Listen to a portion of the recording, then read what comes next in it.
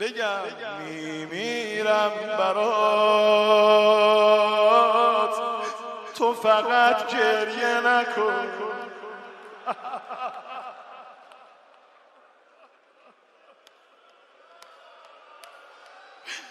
میمیرم برات، تو فقط گریه نکن. پیش بچه هات تو فقط گریه نکن. اینجاشم اجازه بدید بگم باشه علی میخندم برات، تو فقط گریه نکن. همینجوری که ناله میزنی یه جمله عرض میکنم. آمد محضر امام رحمت الله علیه، میگه دست برد زیر چادر، عکس شهیدشو گذاشت مقابل امام. امام فرمودن هاش خانوم چه جوون رشیدی. دست برد زیر چادر، عکس دومی شهیدشو گذاشت جلو امام. میگن رنگ چهره امام عوض شد. دست برد زیر چادر، سومین شهیدشو عکسشو که در آورد امام شروع کرد گریه کردن.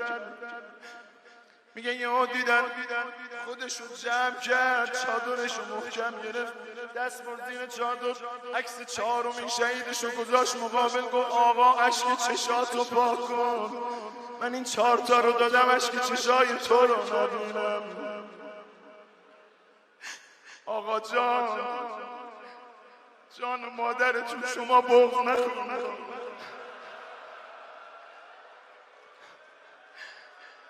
آقا والله 100 برابر شهادت حاج قاسم بغض شما ما رو کش، ما رو آتش زد. ما بمیریم اشک چشای شما رو نبینیم.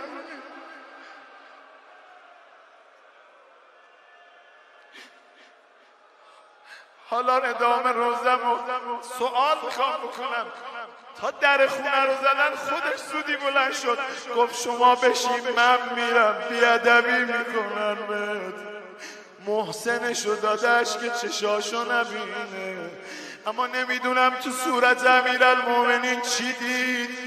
یه صدا زد ابکنی، گریه کن گریه کن. یه صدا زد یا قرین البتول ابکنی واسبل الدم و هو یوم الفراق. صدا زد ابکنی و ابکل الیتاما.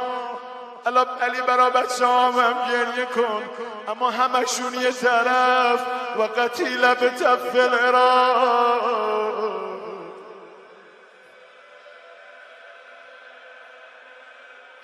حسین